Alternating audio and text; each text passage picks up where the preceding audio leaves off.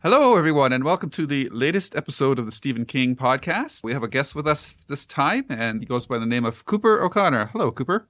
Hey, guys. Thanks for having me. Awesome. And, of course, my partner in crime is always here. Hans, how you doing? Hi, I'm fine. You sure? Yes. It's late Sunday evening here, so it's all good. Okay, that's good. Yeah. So what we're going to be doing today is we've been doing a lot of Dark Tower and It news, but this time we're going back to our traditional format. We're going to review a couple of pieces. We're going to review End of Watch as well as Cookie Jar, and we invited Cooper over from the Stephen King cast to join us in those as well, and he's going to sit in on the news with us as well. So we're going to kick that all off. I'm excited. Yes, but before we do that, Cooper, we want to give you a chance to introduce yourselves to our listeners, and it's always great to cross podcast streams. So anything to do to help each other podcast build up listeners is always a great thing. So tell us about yourself and your Stephen King background. Yeah, absolutely. Hey guys, I just said, just so everyone knows before we went on air, I just thank, Hans and Lou for this opportunity. I think that for many of us, like myself, Lilja's library has played a huge part of my Stephen King fandom, and it's been a major resource in up-to-date news. And so just to be here it's really an honor. So my experience with Stephen King dates back. Well, I never existed in a world where Stephen King wasn't Stephen King. And I grew up with the movies being in the background, but I think that I was around 12 years old when I read my first Stephen King book, and that was it. And I was around the age of The Losers at the time, and I just devoured that book. And we all know how long that book is, and I couldn't put it down. And less than a week later, I was done, and my lifelong obsession with Stephen King was born. And what really struck me was the fact that being approximately the age of The Losers, knowing that Stephen King at the time was mid-30s, the fact that he was able to capture the voices and the sensations of being my age, it was a feat the likes of which I've never seen before in another author. So I realized in that moment that what made Stephen King wasn't the spooks or the ghouls, but it was just the humanity. So I know that, you just said that the more opportunities that we can get to sort of cross streams, I think that speaks perfectly to what Stephen King writes about. And that's community. It's the quartet, we're a giant community out there. And we all have our individual stories, but we have this connection here. And so, the fact that the three of us right now are able to talk, and we're all over the world and coming together for this, it's a testament to why Stephen King is the guy he is. So a couple years ago, I was feeling a little creatively just kind of bored, just been promoted to a position that kind of, it didn't lend to a lot of creativity. So I just kind of felt myself getting a little bit antsy. So I thought, maybe I can, I thought about Stephen King. I was thinking about Stephen King, and I just decided to do a podcast in which I revisited each of his works in the chronological order of publication. And so, I started with Carrie, and I've worked my way up to End of Watch. And lately now I've just been tackling, some side projects here and there. I've been reviewing Stranger Things from Netflix because that's so Stephen King inspired. But it's just been an incredible journey to just go through his books again at a different point in my life and just really track the author as he progresses in his art and sort of catalog all of his themes and what I like to call Stephen Kingisms, those tips and tricks and flourishes that sort of carry from one book to the next, and map how this leads into the Dark Tower and discuss the connections and just all the fun stuff that we get to have as being Stephen King fans. So it's been great. I've really enjoyed hosting the Stephen King cast, and it's allowed me this opportunity. So it's all worth it. it, guys. Great. And if you haven't noticed by now, Cooper does a thing that I always find very impressive, is that he does his podcast by himself. So you're quite used to maintaining a stream of dialogue, which is always impressive because I just always looked to partner with somebody because I just need somebody to bounce off. I find it a lot easier. And you're up to 133 episodes, so which I applaud you for again. We're at about half of what you've done. Yeah. We're at this is our 63rd. So what you've done is quite incredible. I know you've taken a couple breaks here and there with the birth of your daughter and whatnot. I've listened to some of your podcasts just to get a flavor of what you're all about. But right back at you, man. Tip of the hat for you. That's not an easy thing to do. Thanks. Yeah, no, I think that it speaks more to my, not my compulsions, but my obsessive nature. Like I needed to get it done. You know, I mean, that's the thing. When I sat down from the first book to the latest book, you have an end goal, and I needed to get to that end goal. So it worked out well. I pretty much finished up, right before she was born, and it's been a great ride. Great. And you also have some other things, pokers in the fire as well. Do you want to talk about those a little bit? Yeah, I mean, I've been fortunate enough. I think that a lot of us that are drawn to Stephen King dabble a little bit in our own writing. Mm-hmm. So I mean, it's something that I have tinkered with throughout the years, but I was a lot more aggressive this past year in submitting my work, and I was able to, over the course of this past year, I think there are 5 stories that wound up getting published in various magazines and anthologies out there. Congratulations. So that was thank you. That's awesome. That was definitely a lot of fun. Mm-hmm. Very, very good. Hans, do you have any questions for Cooper? Or? No, I'm very impressed. I wouldn't manage to do my podcast by myself because I need to have Lou to nag on and have him to nag on me and stuff like that. So well, I'm always impressed how well you do, especially since English is not your native language, which just kind of blows my mind and makes us, at least me as a North American, I always feel kind of diminished because I only speak one language. I couldn't imagine trying to speak more than one. Yeah, Hans, I don't know how you do it. You speak the right language. If I was just speak Swedish, I wouldn't be able to travel anywhere or do anything. So we kind of have to. Yeah. So okay, so with that set up, it's time to get into the news.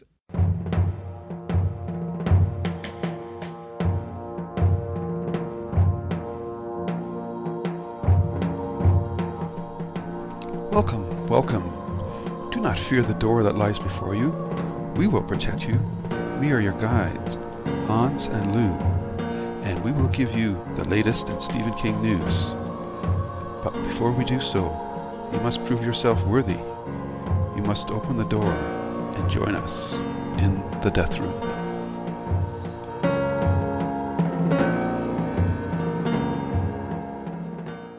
And Hans, do you have a preference of order for which items you want to take here? No, we can just start. I think we should start with the fact that our podcast has now reached 100,000 downloads since the start. That's awesome. Which is congratulations. Half of Cooper's, by the way, but So hey, but half the podcast. So we're about on track with what you're doing. So that's good to know. Yep. And that's very fun. I think I never imagined that it would be such a big thing when you suggested that we should do this, Lou. Mm-hmm. So it's fun that people are listening to us, and the only thing I really would wish more is for people to interact more with the show. Feedback is gold. Yeah, we have the speech widget where you can record comments, which is collecting dust because no one want to do it. I don't know. I mean, recently we have been talking about quite controversial issues with the Dark Tower and stuff like that, where we know people have a lot of opinions. So it would be very interesting if people communicated and we could get a discussion going. Yeah. But I don't know. Maybe we have shy listeners. Do you guys do you have you have an email address, right? That listeners can send to you? Yeah. Okay. Yeah. So. Yeah, we have a Twitter page or a Twitter account where Lou is very active and stuff like that. So I don't think. And you have Instagram too, correct? Instagram's one thing that we're not on. That's you kind of have to pick and choose how many social media venues you're going to be on. Like we're on Facebook, Twitter. Hans has the website, of course. We have the widget. We have the email addresses. Yeah. So I think that's the extent of what I'm going to do. We've just recently expanded our distribution network too to get out onto like Google Play Music and make it available on Android apps, and you can stream it on Stitcher and all that stuff. Yeah. Stitcher, SoundCloud. Yeah. So yeah, I don't I don't think the problem is that they don't know how to get in touch with us. Maybe they agree with us, even though Yeah. you and I don't Yeah. agree about everything. I don't know. so- When I go over to the Stephen King message boards, we have quite a few disagreements, but yeah. Yeah. All I right. think they're picking my side and don't want to upset you about it. Yeah. Okay, so Yeah. let's get into the actual Stephen King news here. And the first one, which Yes. just serendipitously is the first book related to the first book that you read, Cooper, and it's a set photos from the Stephen King It movie that's being filmed right now. Oh, it's so cool. Yes.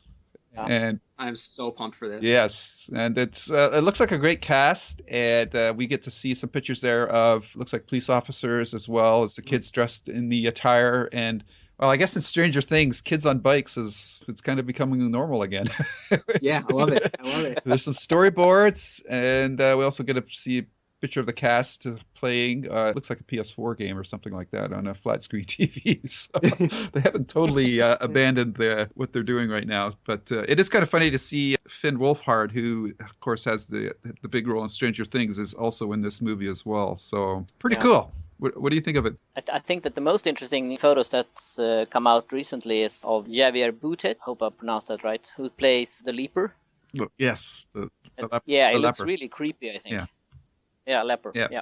Yeah, the leper looks pretty good. And, We'll have to see how it looks with full lighting. Yeah, I'm glad that Yeah. they're including this plot point from the book, because it was definitely a missed opportunity from the first miniseries. And you're right, Hans. He looks really creepy. I can't wait to see him in action. Mm-hmm. Yeah, and I want to thank my personal paparazzi, Amy Wilson, she's living close by the set, so she's been by a couple of times and have sent really cool pictures. Yeah, So yeah. hopefully we'll see more. There hasn't been any photos of Pennywise except the official published ones. Yeah. Yeah. So maybe I don't know. I don't think he has that many outdoor scenes. Maybe so. No, I'd be surprised if he. They're probably shot in a sound stage or something like that. But Yeah.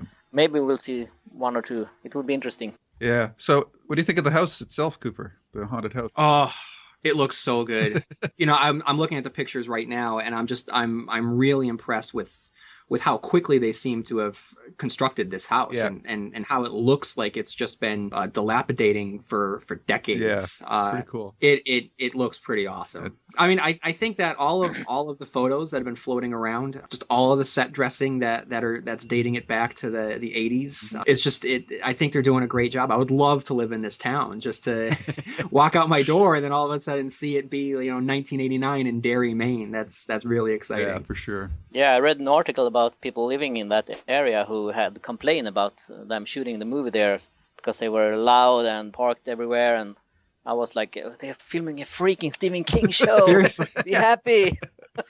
I mean, Yeah, and it's one of the big ones. I mean, it's not an adaptation of just one of the short stories on a night shift. I mean, this is if you were to compile a list of the biggest intellectual properties that he has, I mean, it's going to fluctuate somewhere in the top 3. And it looks like New Line. Who is the major studio? Is it New Line or Warner Brothers, or is New Line owned by Warner Brothers? I think it's just Warner Brothers. Okay. But I mean, they're really taking it seriously. Mm-hmm. And that's just something that I really appreciate. I mean, there's a lot of care going into all of the Entertainment Weekly releases that they're doing. They're making every little news bit such a big deal. Yeah. Yeah. So this and The Dark Tower, it's been such a great summer for Stephen King news. For sure. It's great that Stephen King has fans everywhere. Like Anthony Bresnikan over at the EW has been the champion of all he's doing such Stephen a King good job. news. So it's just great to follow his Twitter feed and get all these articles. And as to the photos for the It set itself, because this movie is not a big budget. I think both movies are set around $40 million or something like that, which blows my mind. Yeah. But the look, the money is definitely on the set.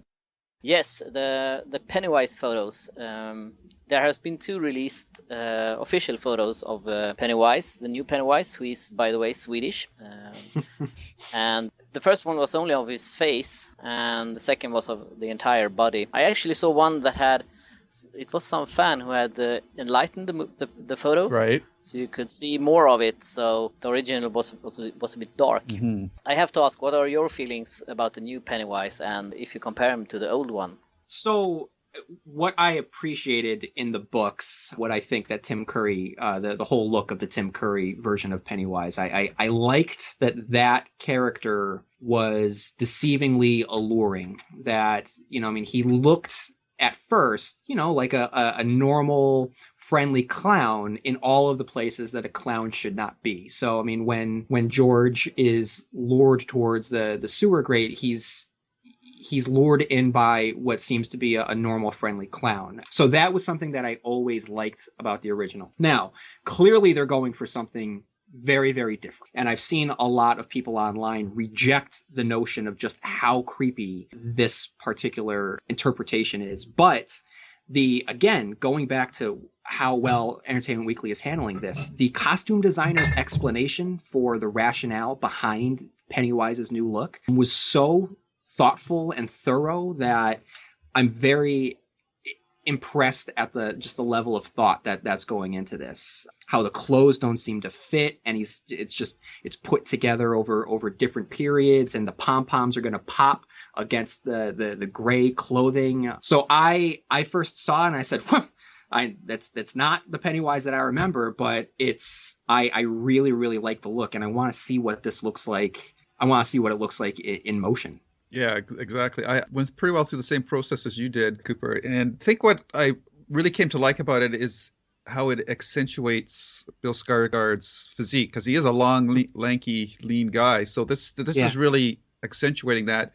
And you could almost feel like those extra limbs would pop out of him and that he's going to turn into the creature at some point. Yeah. And I have to caution people who make snap judgments on it, because we're seeing like 2 promotional photos. There's no reason why he could not appear as the more friendly version of the clown in different parts of the movie. So this might be his relaxed form when he's in the sewers or whatnot. But I really do like the face makeup. I like how the lines trail from his jawline up to his face. So you sort of get the feeling that if he ever does like open his mouth really wide, that the jawline will just extend right up to his eyes or something like that. Yeah. Something really bizarre. Yeah. So there's kind of a Harlequin look to the character, and I would like to see a colorized version of this picture as well, because like you said, Hans, this one is really darkened down. But I'm really coming to like it quite a bit. And maybe in the fog, like if it's even more dimly lit, a child could confuse it for a mother, or like a woman or a mother, or something like, with a dress or something like that. So there's a lot of ways they can go with this, and I don't think this is going to be the only costume that we'll see him in during the course of the movie. No, I agree, and as we know in the story, Pennywise is many times looking like a friendly clown as well. So I have no doubt that this version of Pennywise will also have a kind-looking face. So these pictures that we have seen should be compared to when the old Pennywise is looking evil, I think, to get an even comparison. And the old Pennywise is like he is very stock in appearance. Like he does look like a very friendly clown, like Bozo the Clown kind of thing. So I think you have to be a little more, you have to push the envelope a little bit more too.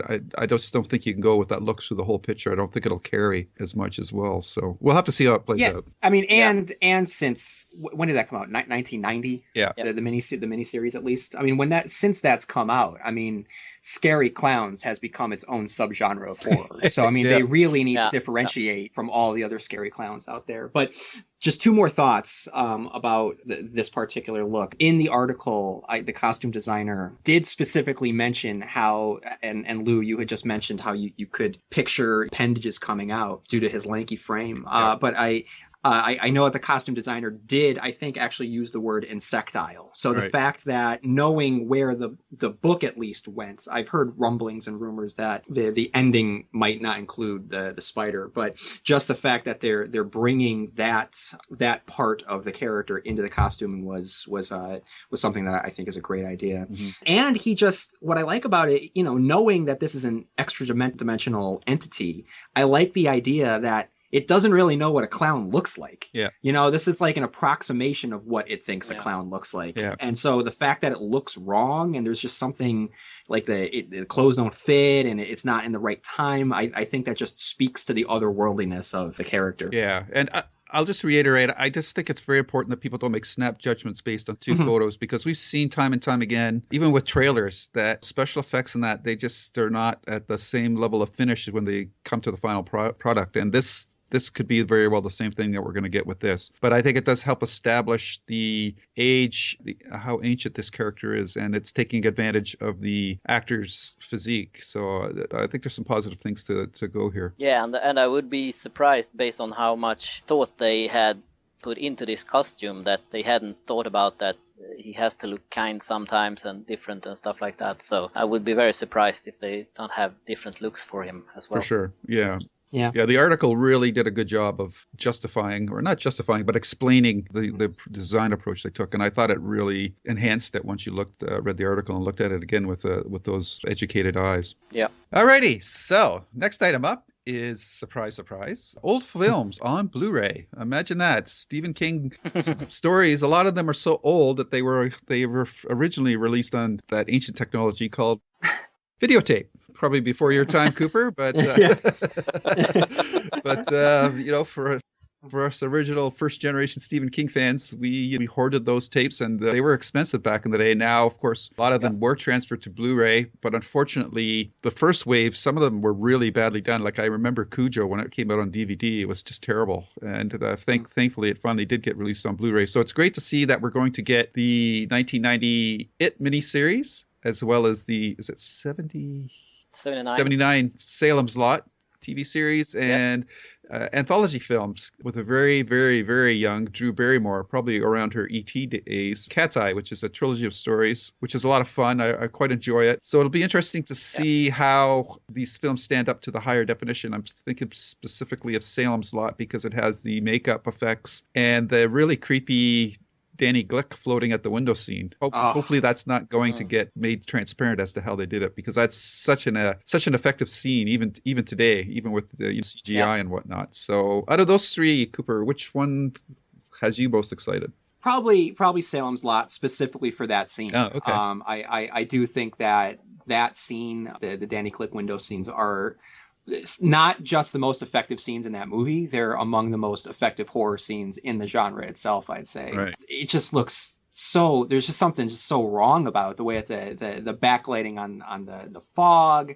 Yeah. Just the way he's floating, it's masterfully done. I rewatched the movie for the purposes of my podcast a couple years ago, and I personally didn't really enjoy the rewatch, but those scenes and the music that go along with those scenes are definitely worth not just a rewatch, but I would go out and buy it. And I do love the Nosferatu inspired look of Barlow in that movie as well. And I don't know, guys, maybe I lose some geek cred on the next part here, but I've never seen Cat's Eye. Oh. So you're in for a treat then. Yeah. It's a pretty solid. Okay. It's one of his better anthology-based things. Even better than, was it better than the first Creep Show? That's pretty close. I don't know. What do you think, Hans? Yeah, I think the stories are good. They will probably seem pretty outdated now when we see them. And the little troll that steals the breath is probably going to look kind of plastic. But I have to say, out of these three, I'm most happy that they are releasing actually Cat's Eye, because the other two are pretty well known. Most fans have seen them or own them in some way or form. But Cat's Eye is kind of like a almost forgotten movie. So I think that's actually the one I think is the most fun that they are releasing again. I would wish that they would put in some more extra material on them, give us some more background story. We've been a little bit spoiled now with what is called the Pet Cemetery behind the scenes movie and the Creep Show. So I would like to have more.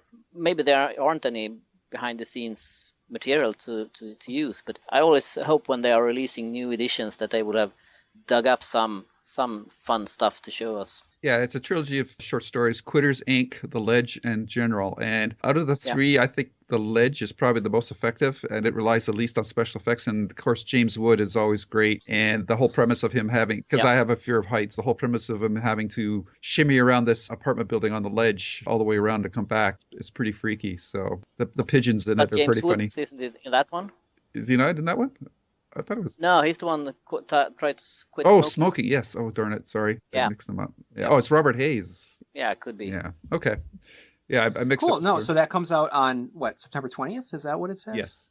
Yeah, the scan's not that clear, but cool. Yeah, no, I'll definitely check out Cat's Eye then. Yeah, and I know a lot of people rave about the Tim Curry scenes in that series. That's about the only thing that's, to me, that really still holds up. But the rest of it's not that good, and that's another reason why I'm excited for the movie as well. Yeah, and I have a suspicion that when it was released, the original it was really good, and at least the kid Tim Curry is perfect for the role. But I think that if you would watch it today, I think you would feel that it's a little bit outdated, and you know how it is when you see a movie and you really like it, and then you see it again 20 years later, it's just not that good anymore. Yeah. So I think that even though I think Tim Curry is good in this one, and I don't want to take anything away from him. If you would get it today and watch it for the first time, I don't think you would think that it was so good as when you watch it 20 years ago, and you have more like that thought or that feeling left in you, and that's why you think it's so good. It definitely leans heavily on nostalgia. I think when a lot of people talk about it. I mean, the cast is great. There's a good cast, but because of these standards of the time when it was aired on TV, they had to cut out so much. And it's, again, circling back to the movie production, it's really great to see stuff like the leper and the Paul Bunyan statue and things like that being included in this movie version. So I'm really hopeful that they're going to step up and produce, if not a good version, maybe the ultimate adaptation of the story. Yeah. Alrighty, so what's up next, Han? Next up is a little bit Dark Tower news. There's been a little bit quiet about the Dark Tower movie now, and basically that is because shooting has finished. So I'm guessing that they are editing it now, and you don't get as much report from that as you did from the set and stuff like that. But the most interesting news is that we know now that the first footage from the movie will be shown at Entertainment's weekly Popfest that will be held October 29 and October 30. And that's where they will show the first clip from the movie. Personally, I was thinking and hoping that we would see something at New York Comic Con, which I believe is in the end of September, if I'm not wrong. But I guess we have to wait and see until the end of October. So guessing the first trailer will be released by then. Do you have any thoughts about that? How excited are you about the Dark Tower movie? I'm going out of my mind. I just can't believe that we're actually here talking about it. I mean, there's been so many false starts throughout the years. But like I said earlier, I mean, this summer with all of the photos that have been taken on set, and then the Entertainment Weekly coverage that they did, that's really breaking down how this movie is going to be all put together. It's just very surreal that it's actually happening. But I could not be any more excited. I mean, I know that right now you're one of two types of fans. You're either totally for it, or you're not really into the changes that are being made. But for me personally, I like that it's reimagining, reinterpretation, sort of greatest hits of the Dark Tower series, and knowing that do we have a spoiler alert? I mean, can we talk about the Horn of Elden stuff to the listeners? No. Yeah. That's out there. You can talk about it. We have talked about it many times. So. Okay, good. So, I mean, but knowing that it's a sequel, I mean, I don't know if this could be any more faithful to what the Dark Tower is, because it is picking up where the last book left off, and it allows for that type of sort of reinterpretation, because now anything is sort of up for grabs. So that if Roland has picked up the horn after the Battle of Jericho Hill, like a butterfly effect, what other changes have been made in Roland's timeline? So I'm excited about every sort of piece of media that they've been releasing. I think that their social media presence has been phenomenal. So I'm really jazzed. I'm upset that we have to wait that long for footage. I was really hoping that it would come sooner, because usually, I don't know. I think the timeline here it seemed so fast. Yeah. Am I is it fast? Yeah. It seems like it. Yeah. Yeah, I think. So if it's coming out in February, we're getting the first footage in the end of October. I mean, when Star Wars: The Force Awakens came out, I mean, the first teaser came out a year in advance, you know? So I mean, this seems like I don't know if... I'm really hoping that Sony puts its whole marketing behind this movie to really get it out there. I don't want it to be just for the fans. Although I think that what they're doing for the fans is fan service, the likes of which we've never seen with a Stephen King property before. So that makes me very excited to be a Stephen King fan. But I'm really, really excited, and I can't wait to see what with this footage that they're talking about, what that footage would be. I'm kind of surprised that they're waiting till October myself. I know they have, Sony has the Magnificent Seven remake with Denzel Washington coming out in September. I thought that would have been a natural spot to put a teaser trailer in front of that movie, but I guess maybe they still might do that. I don't know, but I think that's a perfect opportunity for them to break it to the public. And in general, I think they've done a pretty good job because they've got the EW coverage plus that Sombra app, which is pretty cool. And I'm hoping that they're going to use it for other things but it's been pretty quiet since the EW coverage came out on that front. Yep. So we'll have to see what happens. Yeah, I want to know what's going on with those glowing orbs on the map of the United States that the Sombra map has, I mean, so I'm sorry, Hans, you were saying? No, I think they are a little bit careful now not to over promote it, because there was so much about it when they were filming and the photos were coming out, and you had the Comic-Con where you had the book signed and the app and stuff like that. So I think they want to let that sink in, and like they released that teaser photo of Jake and the sign there are other worlds than these. So I think they want to keep it interesting all the way to release. So they don't want to push it out too fast, because then people will say, oh, it's that Dark Tower again, I can't stand it anymore. So I think they need to have it, but I think they will. I think from what we have seen so far, they seem to have a plan and a way to do things that I think the least problem this movie will have is being promoted well. So I think that will work very good for it. And I think they, as you said, it's done very fast. I mean, we saw the photos from the set, and then bam, they were done. Now they're editing it, and in a couple of months, we'll see the finished movie. I mean, compared to it, which started a little bit after the filming of The Dark Tower, but I mean, that one is out over a half a year after. So I think that they are moving really, really fast with this one. So we'll see if that's a good or a bad thing. Yeah, I think part of that is because we're so used to following these big budget movies, which require, like the Star Wars movies, which require like a year of post-production to do all the special effects. The Dark Tower is much more modest in its scope, doesn't have nearly the same amount of special effects. I know like Tahine are all being handled through practical makeup effects and stuff like that. So I'm not really too worried about that.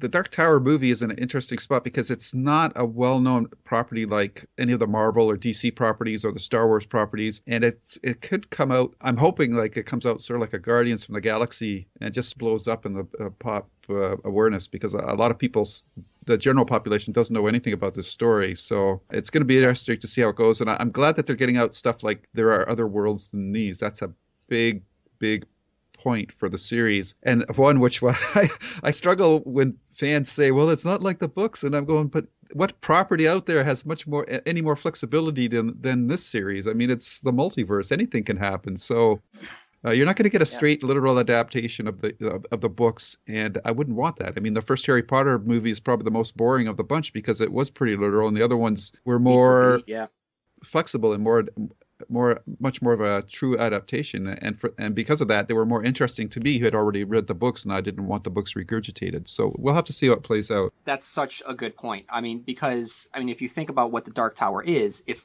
all realities are collapsing and blending together, then it really wouldn't make sense to have a literal adaptation. I think that it should be a little messy, like colors just kind of bleeding together on a palette. Yep.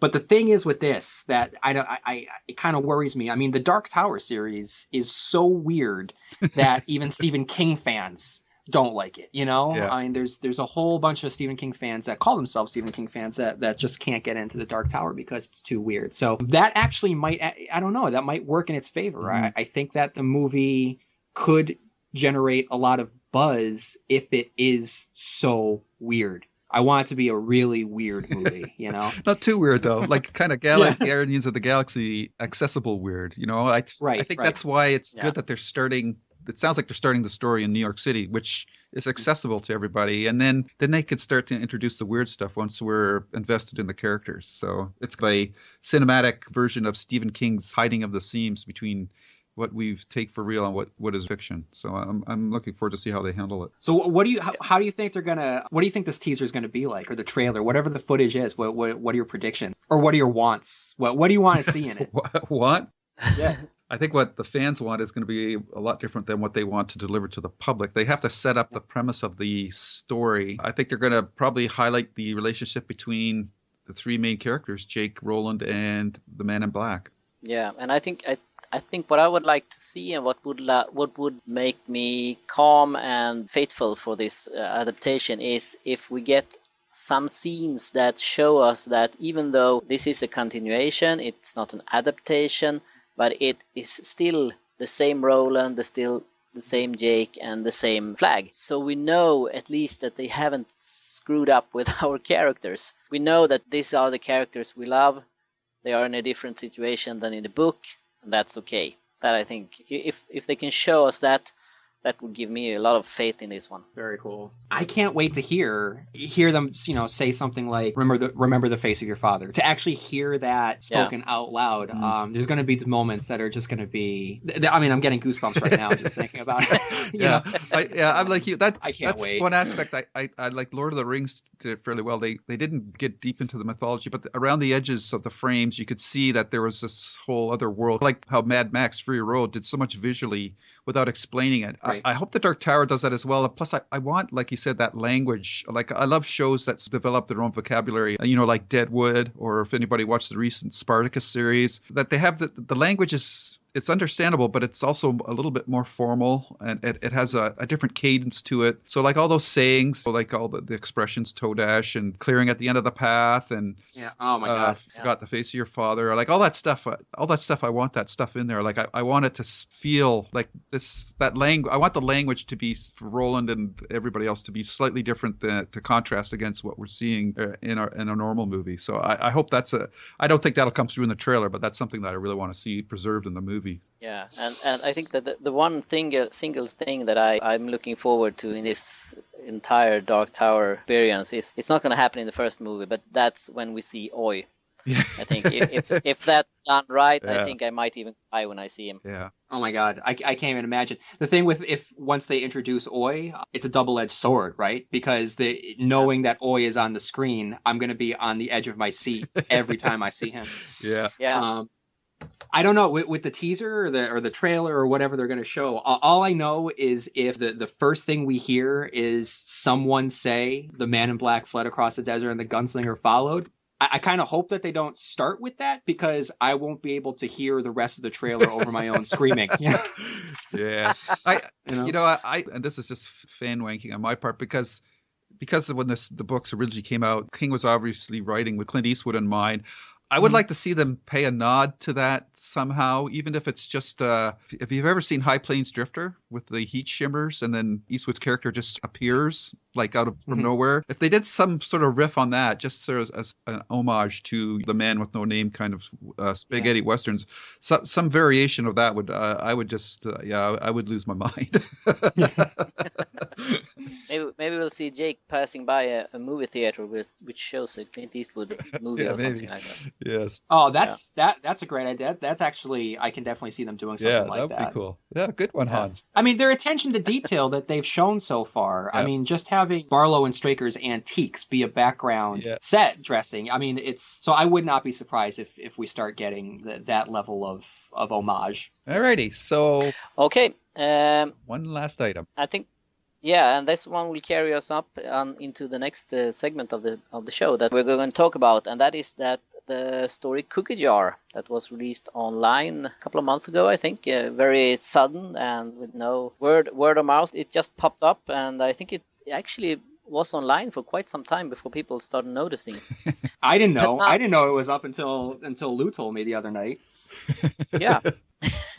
But now it will be included in paperback version of Bazaar of Bad Dreams. And personally, I think it's kind of interesting when they put like a story like this or an excerpt from an upcoming book in the paperback. But I know when I reported this news, a lot of people were angry that they felt that they had bought the hardback and now they would have to buy the paperback as well to get the new story and yada yada. They have to do it, and I mean. How much is a paperback? A couple of dollars? I don't know. I'm not a rich guy, but I mean, I can afford a paperback. And I don't think the price of a paperback is too much if you want to read a new Stephen King story. And particularly with this one, I mean, you can still go online and read it for free if you want to. So you don't have to buy the paperback. Right. So I really don't see any problem with it. And I don't think it's done to earn a couple of extra dollars, actually. I think that it's when they release an excerpt from an upcoming book. I mean, it's just a tease for what's coming. Yeah. And if you want to check it out, well, then you have to pay a couple of dollars, or you could wait and read it a couple of months when the book is out. So I don't really see a problem. But what are your thoughts about that? No, I mean that's fine. I mean I completely understand why they did that. I mean it's going to cause people to go out and get the paperback. But yeah, I mean it's just like Hans said. I don't think it's much of an issue dropping $8 for a paperback edition, or like you said, I mean you can just hop online and read it. I mean if we all love Stephen King, I don't see any issue supporting Stephen King by buying a paperback edition. No, I think it's a nice little bonus. That the only thing that kind of worries me is, like Hans, you mentioned, he usually includes the excerpt of his next book that's coming out, and that's not there, which says, well, does that mean it's going to be a while before his next book comes out? I realize he does have one coming out with Owen, but we haven't really heard anything definitive about what his next book is going to be about. And the insatiable fans that we are, feed me, feed me. The dude's not getting any younger. We just don't know how many more books he's got left in him either. So, but from the perspective, this is probably, it's just a timing thing. He wrote this story after the book had gone to print on the hardcover version. So now that they've got this nice little cookie, if you like, for you to if you buy the paperback as well. So, or if you waited, I mean, it's a nice little extra reward. So I don't have any issue with that either. It's not like he's maliciously going out trying to nickel and dime us for everything. This is like a nice little bonus that really he didn't have to include in the paperback if he didn't want to. Yeah, and I think you're right, Lou. I think it will be some time before we see a new book. Usually we know about them at least like 6 months, a year before they're out. So my guess, and this is just a guess, I have no information, is that we won't see a new book until the summer. Yeah, oh, definitely, yeah, because they usually announce it at least, like you said, 6 months, sometimes a year ahead of time. So if it's not on the schedule, I don't know. No, I guess we're going to have to be patient. Yeah, he's got to finish that Talisman series, though. Come on. Yeah, and that will take a couple of years, I guess. Yeah. At least if you read what Straub said, it would be a couple of years before they had the time to start it. And I mean, it's not a book that probably won't be written. It will take some time to write it. Yeah. So I don't think we will see that at least in a couple of years. Right. This is great. What's our job? We'd like drive around, pick up stiffs or what? It's time for reviews from the night shift. All right. Let's move on to the review section of the show. And we're going to start with Cookie Jar. Do you want to set this up, Hans? Yeah, you can do that. Oh, and okay. I can take the book. So as Hans alluded to earlier, Cookie Jar sort of just creepily and stealthily was released on the web. And depending on, whose feed you were on, it's probably taken you maybe a couple of weeks, a couple of months, or like in Cooper's case, he didn't even find out until just before the podcast. So, and it's been out there for at least 2 months now, I think. And you can find it at the VQR online site. And if you just search Cookie Jar Stephen King, you will find the story fairly quickly. And it even has it says 42-minute read. So I was timing myself, and I finished quicker than what they said, so I was happy.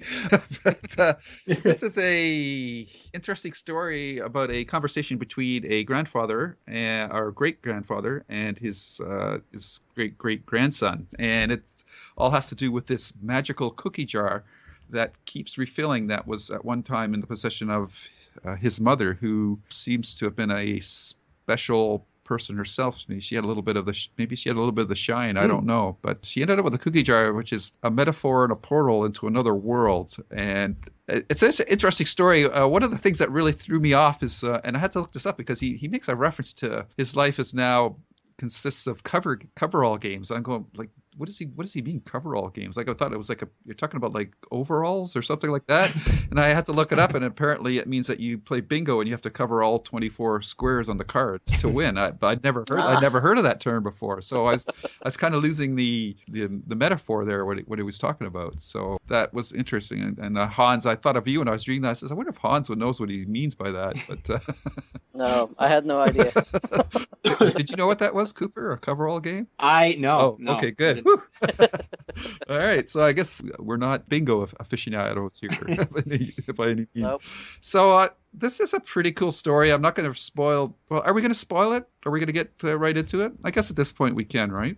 Because we're going to be doing that for End of Watch, so we might as well be consistent. So that's the framework of the story, and I'm curious to hear what you guys thought of it. So how about we start with you, Han? Yeah, I think it was an interesting story that you didn't really know how it would turn out or what it all meant when you read it, and I like that kind of stories. And I think also, and this has been the case with a couple of new short stories that King has released, and that is that you enter the story or the person or person's life. You don't get every background information. You just enter and you just jump in their lives, and you get something told, and then you leave. You don't know how it all ends or what turns out once you're gone.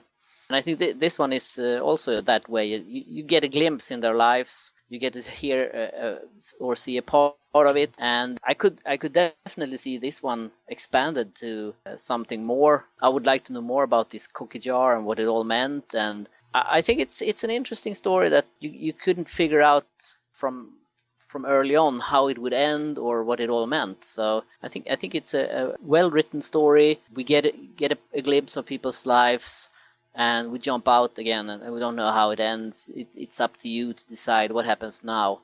So I think it's a well told story in that respect. Okay. How about you, Cooper? It was definitely a quick read. I read it online, and it did what I think the best of Stephen King's short stories did. I mean, it got me hook, line, and sinker. He drew me in through the characters. I was very invested in this conversation between the great-grandfather and his great-grandson. I think that he managed to capture both perspectives in his usually deft way. I don't know how he's able to just create these characters that have very distinct lives and perspectives shaped by different experiences in other times. But like I said earlier, with how well he crafted the kids in it, that's why he is who he is. It's because of his character work, and he showed that again. And then he's been a master at creating other worlds, so I'm not surprised that he keeps going back to crafting these other worlds. But what struck me is how he's able to ground these larger ideas with the everyday, much in the way that Steven Spielberg will frame the extraordinary with the ordinary. And I'm thinking about War of the Worlds, when the robot is rising out of the ground, and in the forefront of the shot is just a tree. So it's juxtaposed, the alien niche with the everyday, and we get that here. I mean, with the cookie jar itself. I mean, it's a cookie jar, and we've all seen cookie jars. And now, whenever I see a cookie jar, I am always going to think of this story, and I'm going to be tempted to open up the top of the cookie jar and peer in and see if I see this other world. And that's what King does so well. I'll never see a Saint Bernard and not think of Cujo. I'll never go to a hotel and not think of The Shining. And whenever I'm missing a sock or I can't find my remote control, I'll always worry that Atropos has come in and stolen it. So that's what Stephen King does. He takes the everyday and he spins this larger story out of it. So with the imagery being there, I've just been really trying to figure out what this story is all about. So I'm very curious to see what you two have, what your thoughts are on what he's saying. What is the metaphor here? Yeah, well, that's all really comes down to the ending for me, because I'm ambivalent about how it ends in a way, because the grandfather knows that this is from the first blush, this idea of a replenishable cookie jar is just a wonderful thing to have, a magical thing to have with all these sweets. But too much of anything, even love, is not a good thing. And there's always a price to be paid for it. And it's this knowledge of what's on the other side of this cookie jar. And the fact that the grandfather, it's almost like a coming, it's the passing of the baton in a way. Like he's struggling with why would he give this to his grandson, knowing what knowledge comes with this as well. So, but I think that's part of growing up. It's just a metaphor for you have to leave your childhood behind. The way King marries the great grandfather's war experiences with what he's seeing in the cookie jar and all these different creatures. The mustard gas is the kind of like the fog of the other place of that. So it's I think it's a metaphor for growing up and realizing that there's a Trojan horse to life as well. So it kind of gives me a little bit of that revival vibe at the end. I think it's actually kind of a dark ending, really, when you think about it. But maybe that's just me. I don't know how you guys felt about it. No, I definitely think that it is a dark ending, because if you think about just the horrors that he saw at the bottom of the cookie jar, and like you said, the mustard gas and the horrors he saw on the battlefield. If the cookie jar represents the dangers and the evils out there, then yeah, he's passing it on to his grandson. So now it's his turn to experience the horrors. That's pretty dark. That is definitely, because that's a dark ending. Family history, he could end up like Rhett's mother and just totally lose it, right? So and that's what I had been wondering with this short story, is whether or not it was a metaphor for just not shared psychosis, but I mean, a family trait of some sort of mental condition, right? How it gets passed along from generation to generation. That's kind of where my mind went when I first read it. Yeah. So how about you, Hans? Yeah, well, I actually think that the meaning of this is pretty much it's more simple than that. I think the old fart is pretty much just evil. he just wants to get rid of the jar himself, and so he passes on to the grandkid. I mean, I can't see all the horrors that he have seen in this jar and everything. Why would he pass it on? I think I don't understand why he does it. So I'm going for that. He's just old and mean. Okay. It's a bit of a passing on the heirloom. I mean, you could really build on what you said, because like that last line is pretty chilling, like, and especially because he puts it in italics, right? He says, after that, you're on your own. It's whoa, like Grandpa. I mean, so come on. Yeah. But is he evil? I mean, I think there's cycles to life. It's much like in Pet Sematary when it's Jed, right, who tells them about the Pet Cemetery. Like, why does he do that? Like, why does he show them how to revive the cat? Like, is he evil, or is it just something? It's just a compulsion of a force outside. Like maybe the cookie jar is influencing the great grandfather to pass it on to the next person as well. So it's much like Jed was affected by the Indian Micmac burial ground in the Pet Cemetery. So I see some echoes of that story in here as well, which it's kind of funny because when you read this story, it seems pretty light and airy, a grandfather talking to his grandson. Then it just steadily gets darker, and then by the end, after you read the last line, whoa, that's a lot darker than I thought it was when I was reading it. So it's a very well written piece, and I like that he doesn't answer all the questions. Like, we don't know why cookies are in that jar, but it's just a metaphor, I think. So it also has echoes of Colorado Kid. You never find out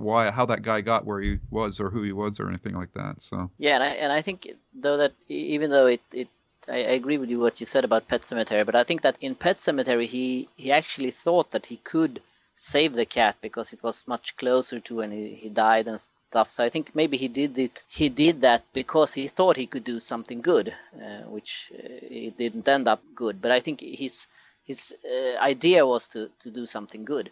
Mm-hmm. But I have a hard time seeing what good it could come from handing the cookie jar down to his grandson. Cookies. Yeah. Unlimited free cookies. And that is such a great image when he's dumping out the cookies and it's just that giant mountain of cookies.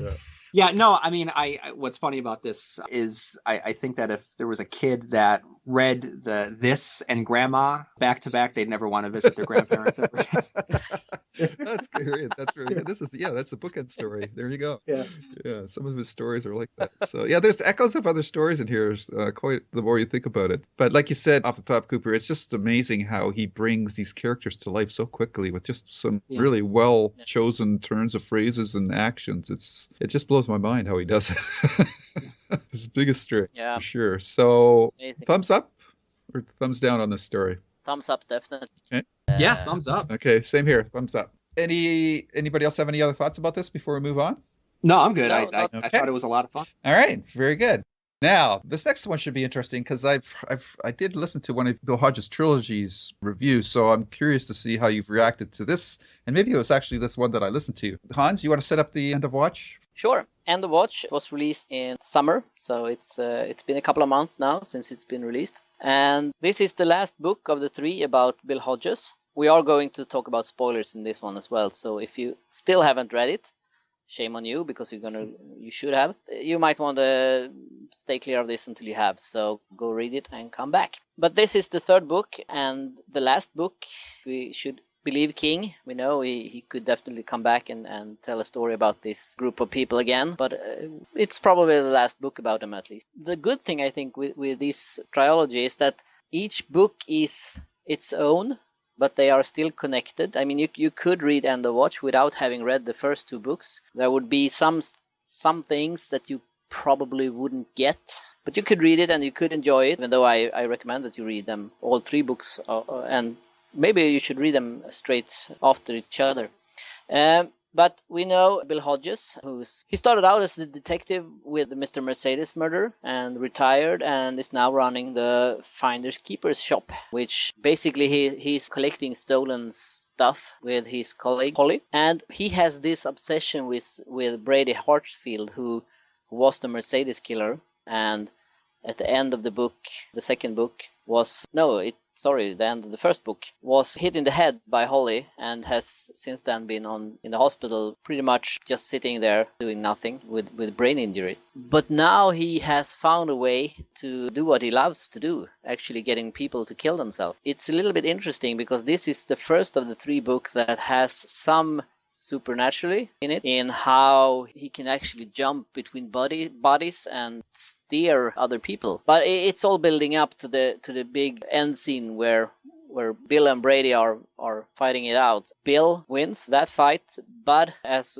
we got to know during this book, that he is sick and he's really not taking care of himself, because all he wants is to catch Brady and finish him off.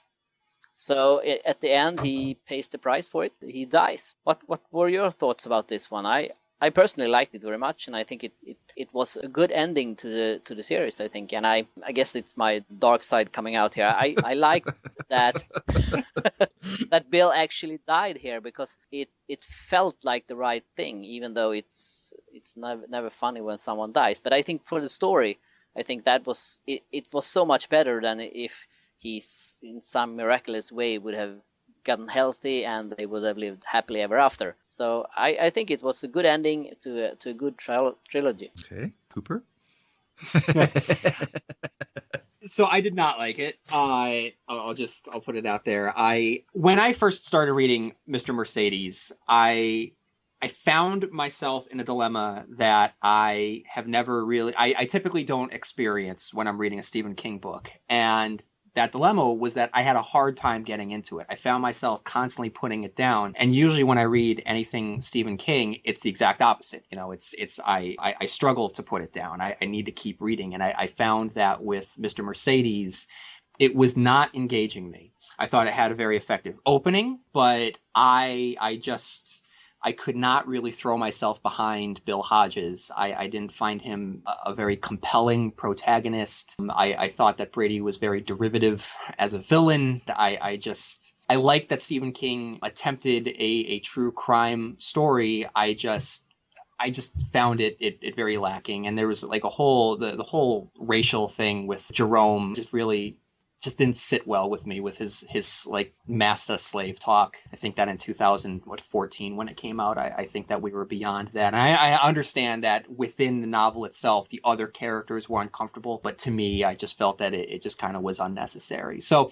I was not a huge fan of Mr. Mercedes, and I didn't really want to read Finders Keepers, but to my surprise, when I read Finders Keepers, I really enjoyed it. I thought it was a really tight little crime thriller, and I enjoyed the heck out of the opening scene with the robbery of the reclusive author. I loved the villain's obsession with these novels. In fact, I think the only time the novel started to drag was when it started to include the characters from Mr. Mercedes. I felt that if King had just left out Bill and Holly and Barbara, I think it would have been a stronger novel. So as I headed into Finders Keepers, I had one book that I didn't really like, one book that I did like, and I really liked the way that Finders Keepers ended with the suggestion that Brady now had mental capabilities over others. I thought that was a great way to head into this third book. So it could have gone either way. Mm-hmm. But unfortunately with Finders Keepers, because I I'm not invested in Bill Hodges, I couldn't really get into the book. And I think that at the end of Finders Keepers and then throughout the duration of, or sorry, at the end of Finders Keepers and through the duration of End of Watch, Bill and Brady are set up to be this Batman Joker sort of having that kind of relationship. It's, you know, he's visiting Brady. Yep. Just like Batman visits Joker at Arkham Asylum. And there's a lot of resentment on the end of Brady towards Bill. And I know that was established in Mr. Mercedes as well, but I think that to me, when he made the decision at the end of Mr. Mercedes for Holly and Jerome to stop Brady and to have Bill have that heart attack beforehand, because Bill wasn't the one to stop Brady, to me that takes a lot of the air out of their rivalry. And to me, it never felt as true that these two are yin and yang. So I couldn't quite get behind this desire on both of their ends to stop each other, because I just felt that with Jerome and Holly being the ones to stop him, I felt that sort of complicated things, but to me, not in a good way. So I think that King, as he often does, I think that he wrote wonderfully. I mean, I did feel bad for Bill. I think that his condition was described horrifically. And, you know, I mean, it was sad, you know, when he dies. Hans, like you said, it's always sad, you know, when someone dies. It's just, I did not find him to be a very compelling protagonist. Okay, that's interesting, and it's good to get. Unfortunately, Hans and I tend to have the same viewpoints on a lot of things, but except The Walking Dead. But I'm listening to some of your points there. I'm just curious before I get into my thing. Like you said, you never got into Bill Hodges. Was it in what respect? Was it because is it just an age thing that you just weren't into the space that he was in as being a retired cop without a purpose, or? Mm-mm. No, I mean, the age thing, I mean, Ralph Roberts, I'd say, is one of my favorite Stephen King protagonists. Okay. So it's definitely not the age. Okay. And I do like the crime trope of that retired detective that is still haunted by that one case. Right. You know, I mean, I think that the genesis of Bill Hodges can actually be found in A Good Marriage with the Holt Ramsey, is that the character's name? But that detective that had been hunting down the BD killer. Right. To me, the time frame from where A Good Marriage was written to when Mr. Mercedes was written, I can see the thread of this character and the evolution of the character as he went from Holt Ramsey to Bill Hodges. But I think that something was lost in translation, where I found Holt Ramsey to be compelling and engaging. I don't know why I don't find him to be compelling and engaging when he's Bill Hodges in these books. I can't quite put a finger on it, and I've done 3 reviews of this character,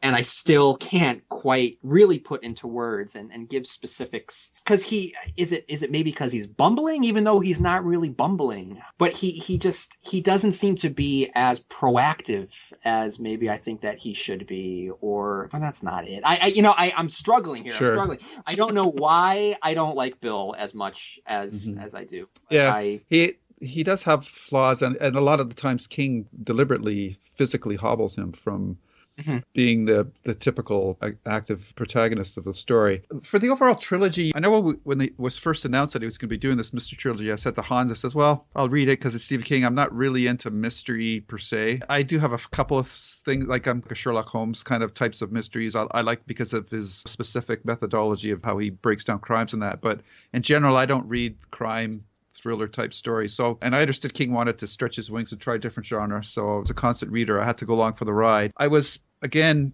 even though this is a different genre, I'm still blown away at his ability to create characters.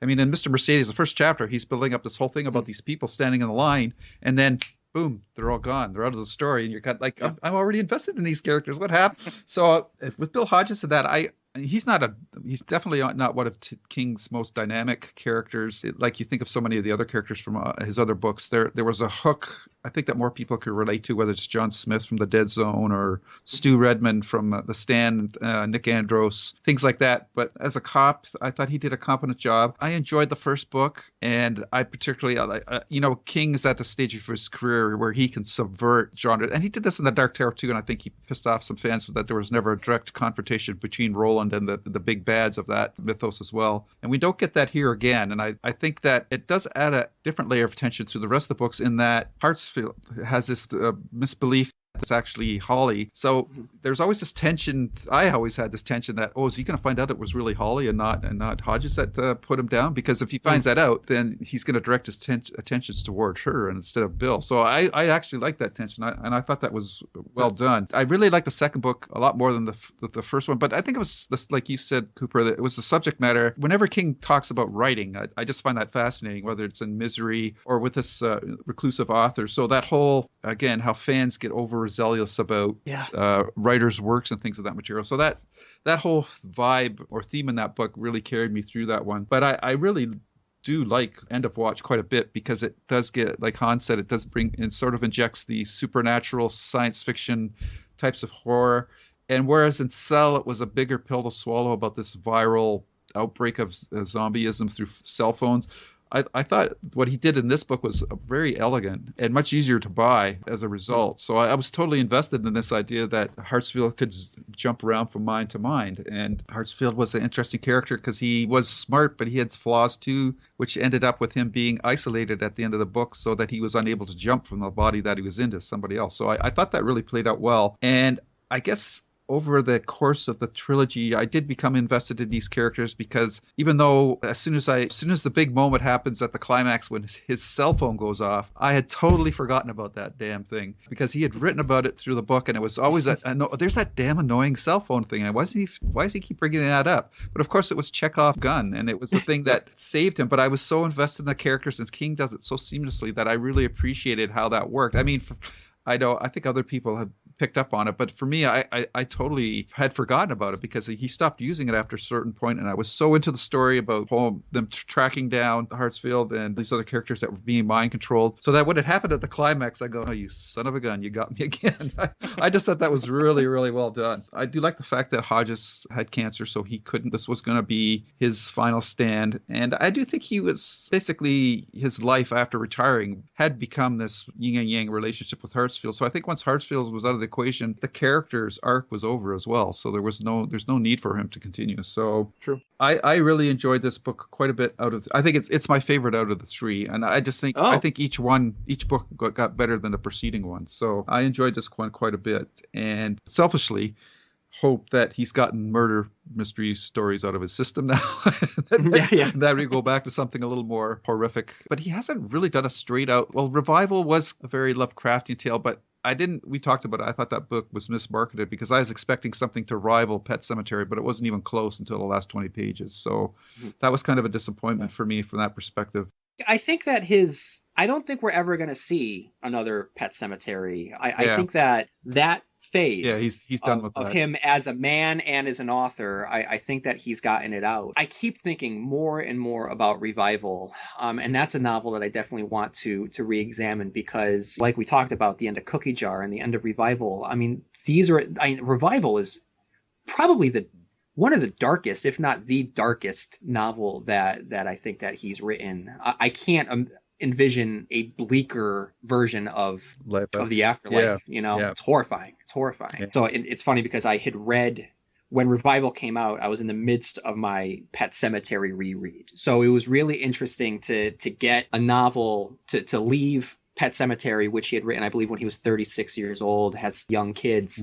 So death is something that he's starting to think about a little bit more, but he's writing about death from perspective of a young man, and then compare that with Revival, and he's writing about death much older in his life. So just to get those two looks at the same concept was very, very interesting. But with this novel, even though I was not a giant fan, I am very interested in the character of Brady Hartsfield, because this is a character that in the pages of Mr. Mercedes, I found him, especially on the reread that I did. I didn't know if Stephen King was doing this on purpose or not, but I found him to be very derivative, and I didn't know if Stephen King was making some sort of metatextual or metafictional commentary on fandom or his own works, because this is a character that killed with a car. So I mean, that's something that we've seen out of Stephen King before. He was wearing a Pennywise mask. He had the smiley face, shades of Randall Flagg. He had yellow workman's gloves, just like Andre Lernoux Noge. He had a number of these. He had a relationship with his mother that was just whacked, not unlike Margaret and Carrie White. So there were all these elements. Yeah. He was very much like Harold Lauder. I mean, there was a lot of these character aspects of him that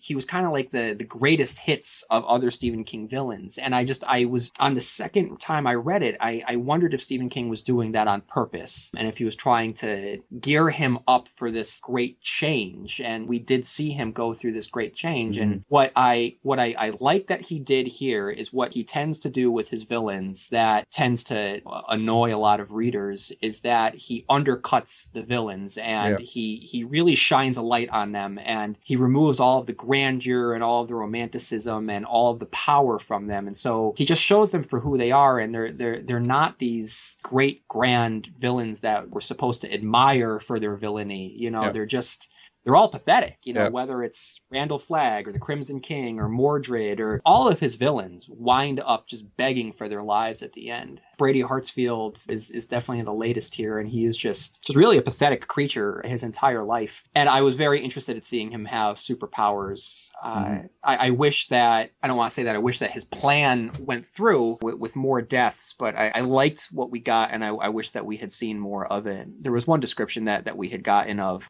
seeing the fish swimming in his eyes. Yeah. Just his use of imagery is just phenomenal. Yeah. And so a lot of the work around his mind control and astral projections was just done so well. Yeah. And he also tied it into some darker elements too, Hans, with the whole issue of suicides as well. Yeah, and you guys are starting to sound like as dark as me.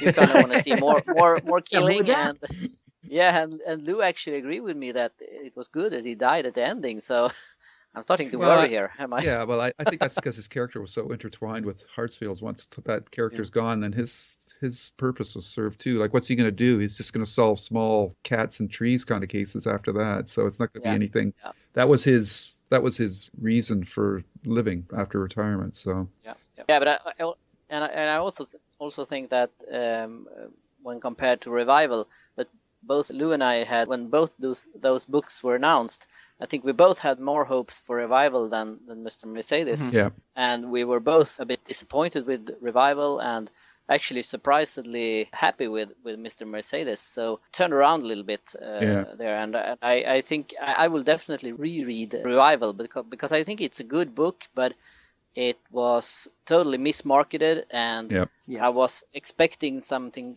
totally different than what we got. Yeah. So I think that it got a bad rap because of that. It wasn't what it was marketed to be. Yeah. Well, at least for us, because we follow up so closely. But yeah, we're expecting the Pet Sematary 2, the second coming. Yeah. But it's really a quiet build until the last 20 pages. So it was a different style of book altogether. Whereas Pet Sematary, just the dread is there from the opening sentence. So it's and just the concept Pet Sematary is like, what? Whoa, this is creepy. So yeah. What's also interesting with this Bill Hodges trilogy is that all three books were released pretty close to each other. It's not like with The Shining and Dr. Sleep, which is many years between, and the Talisman books and the Dark Tower books. Here we got them one a year, so I think that's interesting as well, because these books, even more than the other who are connected, could be read separately, because you of course get the backstory if you have read the first two books, or even the first when you read the second. But I didn't do it, but I imagine that you could read any of these three books separately and still appreciate it. Maybe a little less so with the last book because it climax of everything. But I think the two first books, you could definitely read them both and enjoy them as standalone books. So I think that is also a very example of how good King is to write books that are themselves a book, but then a part of a bigger thing as well. And I think that is harder than you imagined first, I think. Yeah. Given the release schedule, I would not be surprised though if he had written all three of the books at the same time and they just staggered their release for that. The other thing I do want to mention that you touched upon, Cooper, is the Jerome character. I wasn't a fan of the whole massive slave dialect either. Yeah. And even though King covers it up through comedy, the whole character of Jerome himself really just dwindled down to a plot device. He would just conveniently show up at a moment when somebody needed to be rescued. But oddly enough, he built up Jerome's sister, who I didn't think was going to be Barbara, who I didn't think was going to be much. She actually ended up being a significant portion of this third book, which was kind of strange. So yeah, the Jerome character never really became much more. That it's probably one of his weakest characters. And in this End of Watch, Jerome's sister became a more real character to me than Jerome did, and Jerome was in all three books, so that was kind of an odd. I guess sometimes the story just dictates what's going to happen to characters, but that would probably be my biggest criticism of the trilogy, is that and with Barbara, to contrast how King handles race in the pages of Finders Keepers with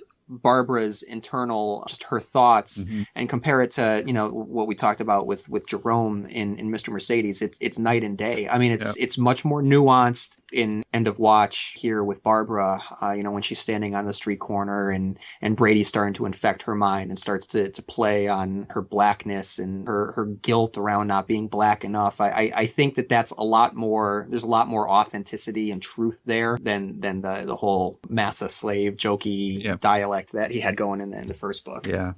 I mean, it just kind of shows that even like a great writer like King, he's getting up there. So certain age groups, and teenagers are probably the most difficult for anybody to write unless your experience is still relatively close to being a teenager. But I think for older writers, that's probably the toughest age group to lock into, because there's just so much change and upheaval during that time period of your life. Like, he still writes kids pretty good, though. Sometimes his kids seem awfully smart, but I mean, that's writing. You gotta kind of you don't want to be saddled with the dumbest kid on the block either, because otherwise your story's not going to go anywhere. So yeah, and I think that also with the whole Jerome thing, I can imagine that King often say that the story tells itself and it's a living thing. That I think the case could be that King had a different plan for Jerome. I think so too. But once he started writing it, he might have felt himself that this maybe wasn't the best plan to go ahead with, and he wrote him out and wrote his sister in instead. Yeah.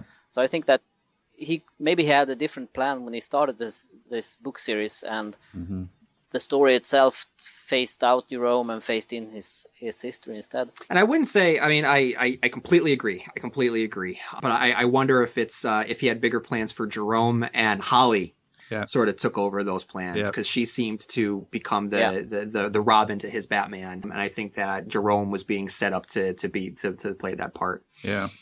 So we have the trilogy, and we had heard at one time that it was going to be turned into, at least the first book, into a 10-episode TV series. But that kind of all got thrown up into the air with the unfortunate, untimely death of Anton Yelchin. So we're not really, I haven't really heard anything of any recasting on that yet. So I don't know if you guys have, but I don't know. I guess that project is stalled, or I don't know if it's going ahead anymore. I haven't heard anything, but I would. They hadn't started shooting when he passed away. So I think that basically, I think they would have to put it on hold for a while and recast, and then they could probably go on as they were planning with another actor. I think it would have been a totally different thing if they had done half of it or something like that.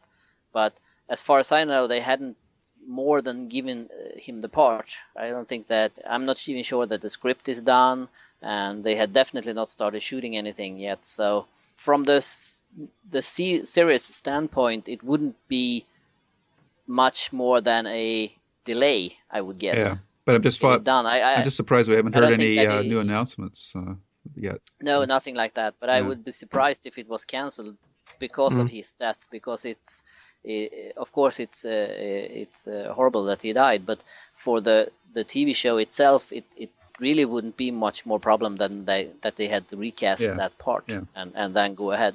So hopefully it will happen anyway. Yes. Okay, so that's our reviews of Cookie Jar and End of Watch. So Cooper, yes, I want to thank you very much for coming on. I hope you enjoyed yourself. Oh my God, guys, this is great. Like I hope I didn't steamroll over the conversation. Nope. It's just that when I do my podcast, I feel like I'm just Patrick Danville in the basement, and I'm just like waiting to interact with other people. But no, this is awesome, guys. Thank you so much. You're welcome. You want to give a plug for your podcast? Yeah, Contact info. listeners, you can head on over to the Stephen King Cast. You can find it on iTunes and Stitcher and SoundCloud. And the website, I believe, is stephenkingcast.podbean.com. And you can write in at stephenkingcast@yahoo.com. I love engaging with listeners because we've all been inspired by Stephen King. And the thing about Stephen King that's great is that he isn't just an author. You don't just read a book. You get the sense that he's telling you a story. So he as the writer is not some distant creator that's just sitting in his living room. I mean, I think that throughout the years, his terminology, the way that he interacts with us, calling us his constant readers, and he's just been there for us. He's been a presence, and I think that because of that, he has definitely forged a relationship with his readers. So I think that it's important for us to be able to share our stories, how we got into Stephen King and what Stephen King means to us. So feel free to write in at stephenkingcast@yahoo.com, and I'm on Twitter and Facebook and Instagram, all under the handle of Stephen King Cast. So if you follow me, I like to stay as active as possible on social media. So I'll hit you up. Awesome. And if you ever get lonely, feel free to give us one of a show. We'd be glad to cross over and come on your podcast. So. Absolutely, guys. This is a lot of fun. Yeah. And I just wanted to add to all the things you said about Stephen King. I think the thing that really, besides his characters, I think he has a theme for every book as well, or the vast majority of his work, which I think is what's missing from a lot of other horror readers, which just basically go for the blood and guts. They don't really have there's nothing in between the lines, which is always seems to be there in Stephen King's book. That's why his work I think will stand the test of time, and that's why he's the modern day equivalent of Charles Dickens or Mark Twain. So see. Anyhow, thank you very much for coming on, Cooper. Hans? Hey, thanks for having me. Thank you so much. It was fun to talk to you.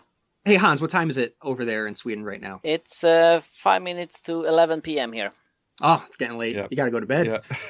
Yeah, I'm a night person, so I'm probably up a couple of hours more, so it's no problem. And it's almost 3 o'clock here, Alberta, Canada. So...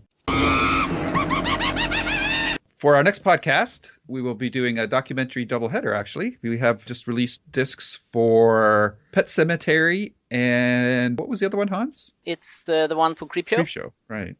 I can't remember the name of it now, but it's a documentary of... Just Asserts, I think. Yeah, exactly. Just Asserts. Very good documentary about Creepshow. That's cool. I didn't know they made that. Yeah. And Pet Sematary is the path to Unearthed and Untold, the Path to Pet Cemetery. Right. Very good documentary, and I was very impressed when I watched it. So it will be a lot of fun talking about it. Yeah, it's an indie production. So two guys just like us that decided one day, hey, we got to talk about Stephen King. Let's do a podcast. They decided we really love Pet Cemetery. Let's do a documentary about it, and they just kept at it.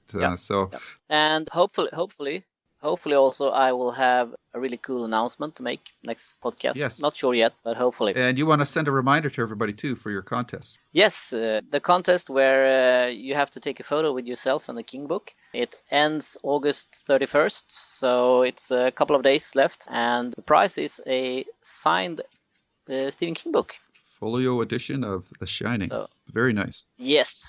So head over to the site and you will. I got my pictures in. I'm just rubbing my hands together. The odds are pretty good too, right? Because you've only got you have to have a picture with 6 books, and I think one of them's only got 65 people, and I have no idea if all of those people have taken pictures with all the other books. So no, I don't think everyone has. Still, you have to have photos in all 6 categories. Yeah, so. Beautiful book too. Take a look at the pictures. Yeah, it's really great. Yeah. All right. So with that, folks, as usual. Until next time. Stay safe. But stay scared. The end. Bool. Bye. Bye.